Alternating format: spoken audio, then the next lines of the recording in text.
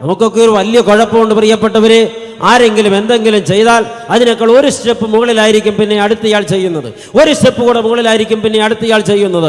സ്വന്തം ആഡംബരം, സ്വന്തം കഴിവ്, സ്വന്തം പ്രതാപം ലോകത്തിന്റെ മുമ്പിൽ വിളംബരം ചെയ്യാൻ കെട്ടിയാടുന്ന വേഷങ്ങൾ കണ്ടിട്ട് കർത്താവ് കാർക്കിച്ചു തുപ്പുകയാണ്. തമ്പുരാൻ പറയുന്നു, നിന്നെ എനിക്ക് സഹിക്കാൻ വയ്യ, ഞാൻ നിന്നെ തുപ്പിക്കളയും. നീ ഒരു യഥാർത്ഥ ക്രിസ്ത്യാനിയാണെങ്കിൽ നിന്റെ വേഷവും നിന്റെ ഭാവവും നിന്റെ പെരുമാറ്റവും നിന്റെ ഉള്ളും നിന്റെ പുറവും ഒരുപോലെ ഇരിക്കട്ടെ.